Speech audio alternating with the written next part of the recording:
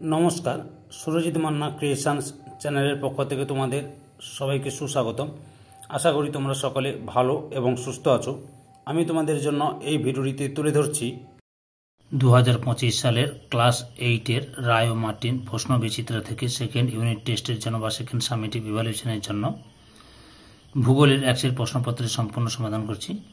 তোমরা আমার এই চ্যানেলের মাধ্যমে ক্লাস 8-এর রায় ও মার্টিন প্রশ্ন বিচিত্রা থেকে সেকেন্ড ইউনিট টেস্টের জন্য ভূগোল, ইতিহাস, বাংলা এবং পরিবেশ বিজ্ঞান এই চারটি বিষয়ে সমাধান হবে। অলরেডি আমি ইতিহাসের সবগুলো সেট আলোচনা করে দিয়েছি এবং ভূগোল আলোচনা করব এখন। তার আগে তোমাদের কাছে অনুরোধ, তোমরা ভিডিওটি না টেনে পুরোটা দেখো। ভিডিওটি কেমন লাগলো কমেন্ট করে জানিও, ভিডিওটিতে লাইক দাও এবং শেয়ার করো এবং চ্যানেলে নতুন হলে চ্যানেলটিকে সাবস্ক্রাইব করে চ্যানেলের সঙ্গে যুক্ত হয়ে যাও। আলোচনা শুরু করছি। 307 নম্বর পেজের 7 নম্বর school Krishnagarh government girls high school, এই স্কুলের প্রশ্নপত্রের সেটি আলোচনা করছি। অলরেডি আমি তোমাদের 1 থেকে 6 নম্বর স্কুল পর্যন্ত আলোচনা করে দিয়েছি। তোমরা ওই ভিডিওগুলি দেখতে চাইলে আমার চ্যানেলের প্লে লিস্টে গিয়ে দেখে নাও, নাহলে এই ভিডিও ডিসক্রিপশনে তার লিঙ্ক দেওয়া আছে, ওখানে ক্লিক করেও দেখে নিতে পারো। প্রথমে তোমাদের যে একে দাগে ম্যাপ পয়েন্টিং রয়েছে, ম্যাপ পয়েন্টিং কিন্তু তোমাদের সিলেবাসে নেই, মানে সিলেবাস মানে এই পরীক্ষা সেকেন্ড ইউনিট টেস্ট পরীক্ষার জন্য যে সেখানে নেই, ওটা লাস্ট পরীক্ষা অর্থাৎ শেষ পরীক্ষায় ম্যাপ পয়েন্টিং আছে। আচ্ছা, আমি 2 এর দাগ থেকে আলোচনা করছি, শূন্যস্থান পূরণ করা থেকে আলোচনা করছি।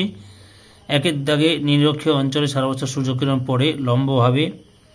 2 নম্বরে সমুদ্রবায়ু প্রবাহিত হয় বিকেলবেলা। 3 নম্বরে লিবিয়া মরুভূমি উষ্ণ ধূলিপূর্ণ বায়ু ড্যাশ নামে পরিচিত, শিরোক্ষ রয়কার কয় কয় ওকার। 4 নম্বরে বজ্রমেঘের অপর নাম ড্যাশ কিউমুলোনিম্বাস। 5 নম্বরে যে তাপমাত্রা বায়ু সম্পৃক্ত হয় তা হলো ওই বায়ু ড্যাশ শিশিরাঙ্ক। 6 নম্বরে জলকণা ও তুষারকণার আংশিক মিশ্রিত রূপ হলো ড্যাশ স্লিট। 7 এর দাগে উত্তর আমেরিকা ও দক্ষিণ আমেরিকা মহাদেশের মাঝখানে অবস্থিত সংকীর্ণ ভূখণ্ড হলো ড্যাশ পানামা যোজক। 8 নম্বরে উত্তর আমেরিকা মহাদেশের দেশের সংখ্যা ড্যাশটি 23টি। 9 নম্বরে উত্তর আমেরিকা মহাদেশের সর্বোচ্চ পর্বতশৃঙ্গ হলো ড্যাশ মাউন্ট ম্যাককিনলে যার উচ্চতা 6190 মিটার। 10 নম্বরে গ্র্যান্ড ক্যানিয়ন ড্যাশ নদীতে দেখা যায়, কলোরাডো নদীতে দেখা যায়। 3 এর দাগে 2-3টি বাক্যে উত্তর দাও। প্রথমে রয়েছে নিরক্ষীয় বায়ুচাপ বলয়কে কেন শান্ত বলয় বলা হয়।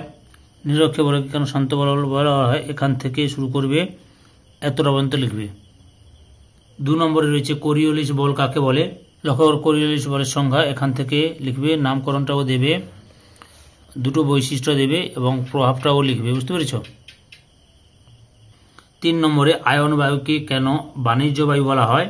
লক্ষ্য করো উত্তরটি, আয়ন বায়ুকে কেন বাণিজ্য বায়ু বলা হয়, এখান থেকে শুরু করবে, এতটা পর্যন্ত লিখবে। পরের প্রশ্ন, নিরক্ষীয় অঞ্চলে চিরহরিৎ গাছের অরণ্য সৃষ্টি হয়েছে কেন। উত্তরটি লক্ষ্য করো, নিরক্ষরেখা এখান থেকে শুরু করো, এতটা পর্যন্ত লিখো। পরের অংশটি দেখাচ্ছি, কারণ লক্ষ্য করো, অত্যধিক উষ্ণতা, অত্যধিক বৃষ্টিপাত, অধিক বাষ্পমোচন, আর্দ্র ভূমিভাগ, এতটা পর্যন্ত লিখবে। ভালোভাবে উত্তরগুলো সুন্দর করে পয়েন্ট করে দেওয়া আছে। পরের প্রশ্ন 5 নম্বরে, মৌসুমী বায়ুর কোন শাখা চেরাপুঞ্জিতে বৃষ্টিপাত ঘটায় এবং কেন। লক্ষ্য করো উত্তরটি, এখান থেকে শুরু করো, পরপর উত্তরটি দেখে নাও, এতটা পর্যন্ত লিখবে। পরের প্রশ্ন 6 নম্বরে, শিশির কিভাবে সৃষ্টি হয়। শিশির সৃষ্টি হওয়ার শর্ত থেকে শুরু করবে, এখান থেকে লিখবে, এতটা পর্যন্ত লিখবে, বুঝতে পেরেছ। পরের প্রশ্ন 7 নম্বরে, কানাডীয় শিল্ড অঞ্চলে অসংখ্য হ্রদ দেখা যায় কেন।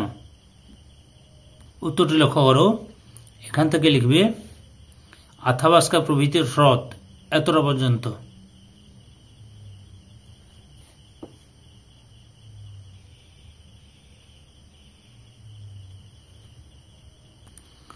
8 নম্বরে রয়েছে, সরলবর্গীয় অরণ্যের প্রাণীদের শরীরে বড় বড় লোম দেখা যায় কেন। 4 এর দাগে নিম্নলিখিত প্রশ্নগুলি উত্তর দাও। প্রথমে রয়েছে, শৈলোৎক্ষেপ বৃষ্টিপাতের ছবি আঁকো এবং সংক্ষেপে বর্ণনা করো। উত্তরটি দেখো, সংজ্ঞা থেকে শুরু করবে, অর্থাৎ এখান থেকে শুরু করবে, সংজ্ঞা লিখবে, সৃষ্টির পরিবেশ দেখো, সঙ্গে এই ছবিটা দেবে,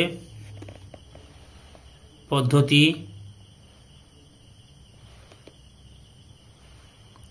লাস্টে উদাহরণ লিখবে, সৃষ্টি হয়েছে পর্যন্ত লিখবে। পরের প্রশ্ন, 2 নম্বরে পৃথিবীর বায়ুচাপ বলয়ের চিহ্নিত চিত্র অঙ্কন করো। পৃথিবীর বায়ুচাপ বলয়ের চিহ্নিত চিত্র অঙ্কন করো। এই ছবিটা আঁকবে, বুঝতে পেরেছ? নাহলে তোমাদের বইতেও রয়েছে, পাঠ্য বইতেও রয়েছে, সেখান থেকে দেখেও আঁকতে পারো। এই ছবিটা আঁকবে। পরের প্রশ্ন, হ্রদ অঞ্চলের পার্শ্ববর্তী শহরগুলিতে পশুপালনের উন্নতির কারণ লক্ষ্য করো।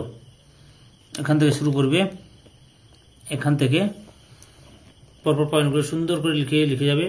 পশুচারণ ভূমি, পশু খাদ্যের সহজলভ্যতা, জলবায়ু, পশুজাত দ্রব্যের চাহিদা, সংরক্ষণ, উঠেছে, এতটা পর্যন্ত লিখবে। এই ভিডিওর লাস্ট প্রশ্ন 4 দাগে, কানাডায় কাগজ শিল্প উন্নতি লাভ করেছে কেন? কানাডিয়ান শিল অঞ্চলে কানাডিয়ান শিল, এখান থেকে শুরু করবে।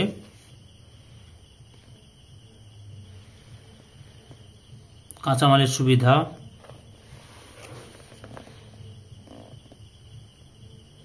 সুলভ পরিবহন, পর্যাপ্ত জলবিদ্যুৎ, উন্নত প্রযুক্তি, অন্যান্য কারণ। এতটা পর্যন্ত লিখবে। সম্পূর্ণ ভিডিওটি দেখে আমার চ্যানেলের পাশে থাকার জন্য তোমাদের সবাইকে অসংখ্য ধন্যবাদ।